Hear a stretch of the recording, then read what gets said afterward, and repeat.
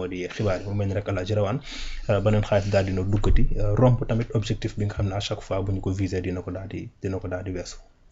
waaw effectivement donc waaw c'est vrai que romb nañ bu baax a baax sax li nga xamante ne moo doon objectif bu ñu doon poursuivre.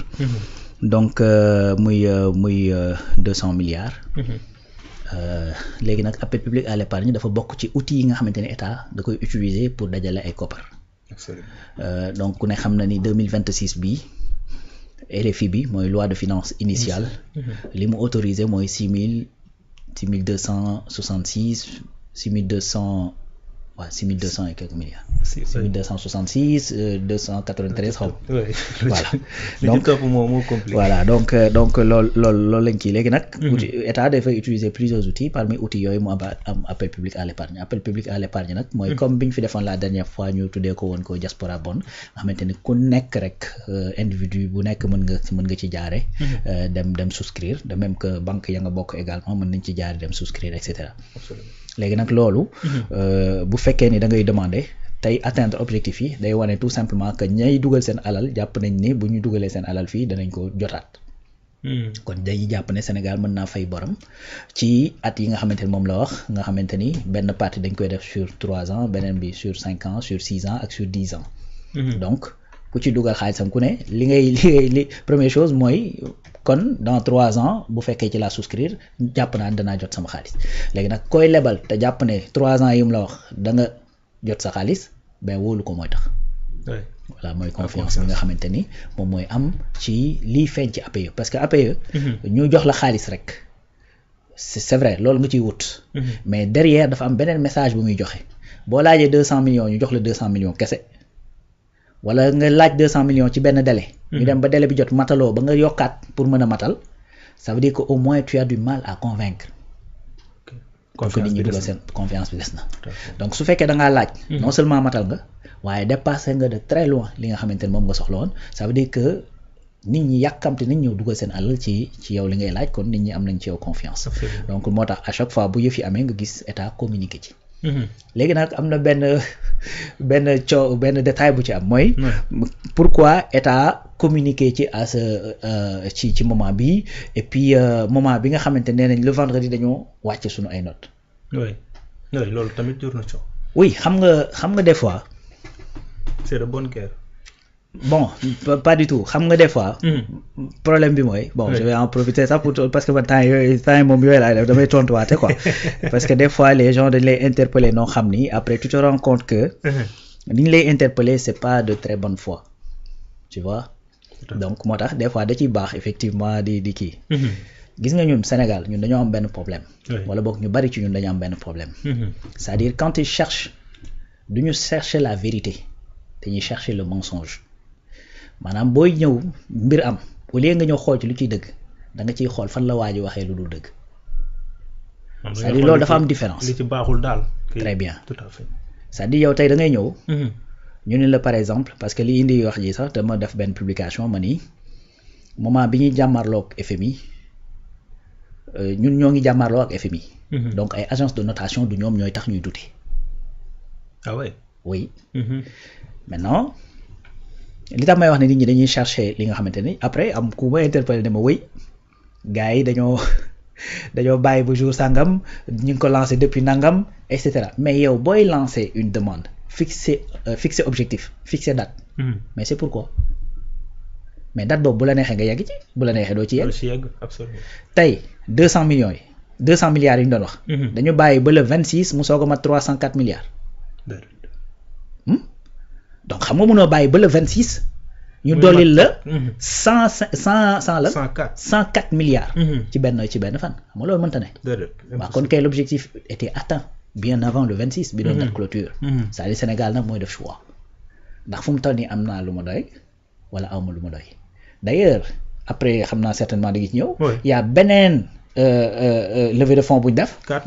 li Sénégal doon rechercher c'est 50 milliards. 50 milliards. ñu proposé ko 59 mu jël 55. gis nga nuance. ñu proposé ko 59 mu jël 55. parce que effectivement Sénégal moom mooy xool ndax man damay jël li ci tegu wala damay bàyyi est-ce que je laisse courir ba à la fin ma jël le maximum possible ou pas. lii dong moo waral gars yi di toog ba mu jeex tak boo xoolee premier APE bi ñu fi njëkk a lancé en 15 jours ñu boucler li ñu soxla. 300 milliards lañ doon laaj en 15 jours ñu am 450 bu boobaa ba boobu mais 150 milliards de plus mais état du Sénégal ne doy na daal di arrêté. Tout à fait. du dëgg. voilà lii nii la demee parce que dafay obéir à une planification stricte gars yi dañuy def planification. ci li nga xamante ne noonu la ñuy gérer le budget à telle période à telle date damaa soxla temps d'ailleurs même sur le marché des titres de l'UEMOA mënoo faa dem n'importe quand. Tout à fait. c'est-à-dire dafa am période. dañ lay fixer le calendrier ci année bi. ne la à telle période Sénégal ak tel pays ñooy ñëw mois sangam Côte d'Ivoire ak tel pays wala tel autre pays ñooy ñëw c'est-à-dire ñëpp duñ fa demandoo heure bu leen neexee. donc dafa obéir à une planification. kon loolu. c'est deux choses yu nga xamante ni c'est différent. bu fekkee dañoo wàcc suñu note mu tombeek moment bi nga xamante ni fa la date de clôture bi di jot mais bu ci état communiqué wul ñu ne woy da koo nëbbati. absolument. moo tax encore une fois may wax ne nit ñi. c'est-à-dire dañuy chercher plus ay mensonges que la vérité bi nga xamante ne moom ngay nekk di wax. moo tax lépp loo xamante ni dafay ci ñenn ñi bokk lépp loo xamante ni dafay concourir à wane ni yow nii li ngay def c'est de mauvaise foi wala li ngay def du dëgg dañ koy jéem a dem chercher ñëw teg. au lieu ñu seet dëgg. ba gis ñu dëgg ñu conclure leneen man nag jàpp naa nit koo xamante da nga ànd ak bonne foi noonu ngay def. maanaam bu ñu tegee benn affaire da ngay xool lan moo ciy dëgg ba boo gisul dëgg nga xam ni donc safaana fi ne. mais loolu mooy problème bi léegi nag APE bi. en fait encore une fois loolu tout simplement lay wane. mooy ne en tout cas sur le marché intérieur la confiance est là. léegi nag danañ demaat ci marché intérieur fii ak ay temps ci kanam. dañ fa dem parce que état du Sénégal ci marché intérieur lay ëpp lu muy lebee actuellement te loolu volonté la. li Sénégal bëgg la. malheureusement situation bi sax far forcé ko parce que sur les marchés internationaux dañu am jafe-jafe pour dem fa. tout à fait. mais jafe-jafe gi ñu am dafa fekk état du Sénégal bëggoon wàññi dem ga muy dem foofu. léegi nag yow la nga bëggoon far yàlla sax situation bi moo la ci contraindre ba tax na boo demee sur les marchés internationaux Sénégal mën na fa dem mais li ñu koy lebalee du nekk njariñam. parce que tey bu fekkee da nga dem fañ la doon lebalee à un taux de 5% wala 7% nga ñëw ñun la léegi 12 lañ la koy defal c'est-à-dire là da ngay am problème. tout à fait. moo tax Sénégal ne man du ma dem foofu. alors que am nga benn bor boo xam ni mën na ko ci dara. très bien léegi nag loolu. option bi mu jël mooy fayee ko de l'intérieur. léegi gis nga fii problème bi am dëggantaan. et que encore une fois muy prouver waat ne. les institutions internationales yi fi nekk. maanaam dañoo jóg pour indil jafe-jafe Sénégal pour xoj ko. pour indi ko jafe-jafe ba nga xamante lii ñu ko bëgg a forcer muy restructuration de la dette dinañ ko forcer xam nga lan la.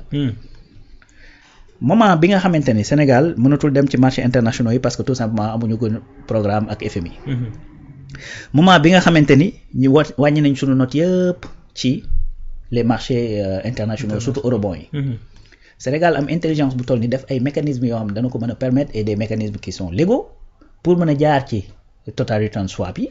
fexe ba nga xamante ne xaalis ba nekk bitim réew te ñoom ñoom notes yi diñu permettre diñu bloquer ñu fexe ba indi ko nekkatul sax ñoom ci monnaie ci seen monnaie mais ñu def ko ci monnaie locale. tout à fait. c'est-à-dire loolu c'est de l'ingénierie boo xamante ne xëy na jàpp ñu ne woon ne xam-xam googu nekk na ci réew mi maanaam dollar yooyu ak euro yooyu nga xamante ne moom la ñu bloquer bañ naan duñ ci yegg ci eurobond ak ñoomin seen. c'est-à-dire Sénégal trouvé nañu mécanisme par des produits dérivés yoo xamante ne am na risque comme toute chose. amul lu amul risque fii ci àdduna bi ça n'existe pas. c'est-à-dire tu vois. donc Sénégal fexe ba lijjanti léegi euro yooyu ak dollar yooyu ñu fexe ba indi ko ci biir réew mi. te ni ñu koy indee dañu koy faf sax duñu ko joxe ci monnaie boobu ñuy am risque taux de change dañu koy jox suñu propre monnaie. xam nga la réponse bi nga xamante ne moom la ñu indi. mooy tey CTRS la du Sénégal donc moo koy utiliser. y en a d'autres qui l'utilisent et que ñeneen ñoo xamante ne nekkuñu sax ci conditions yi Sénégal nekk Côte d'Ivoire utiliser na ko. te ba mu koy utiliser nekkul ci situation bi Sénégal nekk. pourquoi dégrader wuñu notre Côte d'Ivoire ci marché intérieur pourquoi. ba mu defee loolu te ba mu defee loolu ñu urgence bi Sénégal nekk ñoom nekkuñu fa woon. kon léegi su fekkee ni yow marché extérieur bi nga xamante ne moo ñu doon mën a permettre ñu leb très rapidement parce que eurobond yi avantage bi mu am mooy que ni liquide lañ lay jox du doon ay programme ñu lay décaisser au fur et à mesure. da ngay soxla nga ni 700 millions laa soxla ñu génne 700 millions ne la am. donc rapidité boobu nga ci am moo tax nit ñi di dem des fois ci eurobond yi ñu tëj ko tout en sachant que yow da nga am ay urgence léegi nga replier wu ci sa marché intérieur di doxal li ngay doxal léegi Standard Po génn daan ne oui finalement sax notu Sénégal man ci intérieur bi dama koy dégrader pour léegi effectivement les bailleurs yi nga xamante ne ñoo nekk ci marché intérieur bi également ben daal di yokk seen i taux. mais loolu yow naka nga ko mën a comprendre ci un pays boo xamante ne campagne de déstabilisation. mais absolument un pays boo xamante ne da nga ne ko doo fay say bor mars mu fay ay borom nga ni yow li ngay fayee say bor dafa lëndamul la sawaay lëndamul parce que fii laa ko jaaree total return baa ngi nii la demee fii laa jaar banque baa ngi nii ki ma ko lebal a ngi nii maturation yaa ngi nii et cetera taux yi lii la. waaw léegi nga wëlbatiku malgré tout ça nga di léegi da ngay dégrader la note intérieure. C'est compliqué. Ça veut dire que aujourd'hui il y a benn cabale. benn volonté boo xamante ni asphyxier le Sénégal pour que tout simplement ñu mën a dem ci restructuration bi ñuy wax. mais restructuration boobu duñ fa dem. déedéet parce que pour la simple et bonne raison que. c'est-à-dire naka laa koy tuddeeti. De la même manière ni ñu trouver effectivement ay mécanismes ba nga xamante ne mars bi fay nañu boru Sénégal. mais de la même manière c'est comme ça que ça va se poursuivre. dinañu wéy di dem ci marché intérieur bi di fay bor yi di respecter sunu ay échéances. mais également il y a le PRES. le plan de redressement. oui mais PRES bi tey saway daanaka lu ëpp ci li nga xamante ne investissement la war a doon fii ci réew mi te war a produire loo xamante ne danañu mën a permettre après ñu régler sunu déficit budgétaire. ben foofu lay jóge parce que en vérité dette bi coow li mooy plus déficit budgétaire bi di yokk plus ngay am problème pour régler dette plus muy wàññeeku donc de facto plus effectivement ngay bañ a am jafe-jafe pour mën a régler la dette plus ngay bañ a soxla looy jëli ci biti. tout à fait. lu dëgg. parce que déficit bi mooy lan mooy boo dajalee say ressources yëpp ba mat. ñaata moo la dese pour nga mottali sa budget lii mooy déficit. kon déficit boobu bu wàññeekoo li ngay soxla ci biir wàññeeku. te actuellement le déficit est en train d'être compressé 13% la jógee ba mu ngi actuellement 7 su ma juumul ça va passer l'année prochaine à 5. pour effectivement en 2028 mu yegg si ci critère de convergence yi nga xamante mooy 3%. absolument. kon bu ñu boolee PRES boole gestion active de la dette bi ñuy def boole effectivement reprofilage bi nga xamante ni ñu ngi koy def ci bor bi mooy dem lépp. fay pour gagner échéance ci ay temps reprofilage boobu mais également gestion bi ñuy gérer le déficit budgétaire loolu day mën a permettre Sénégal fii ak 3 ans 4 ans mu mën a normaliser li nga xamante ni moom lay wuti ci biti. donc gis nga nii FMI. dinañ def subterfuge bu ñu bëgg. yaa ngi dégg mais nañu xam ni lu ñu dëgër bopp ñu leen gën a ëngës lay nekk fii ci réew mi. voilà Ousmane Sonko sànq wax na ko ci assise des daara. que ne dinañu jéem a jaar fu nekk. jéem na bundu xatal mais. population bi ñoom ñoo war a pare pour mën a dékku. wala gis nga enchaînement événement yi. bëxër ñett après FMI nangam ñu daal lay indil Mercedes nga xamante ni réew moomu jógee dañ doon def restructuration de la dette ñu ne bëxër ñett ñu bon Sénégal commencé def ay mbiram. à travers les TRS et tout ça TRS yi nga xamante ni depuis avril 2025 gars yi ñu ngi nekk déployer ce programme. tu vois. nga bàyyi ba 2026 tu sors un article pour dire oui Sénégal ni ñuy utiliser TRS daal lëndëm et pire encore ay sénégalais yoo xamante ni de souche reprendre l'information amati tout le monde tiital ñëpp. tu vois. donc ñu teg ci ay quelques jours l'agence de notation daal di génn. daa dégrader notre Sénégal notre intérieur loo xamante ni c'est du jamais vu ni ko Babo di waxee. oui c'est grave. donc loolu ça veut dire que y a un plan qui est en train d'être déroulé. li dal Grèce.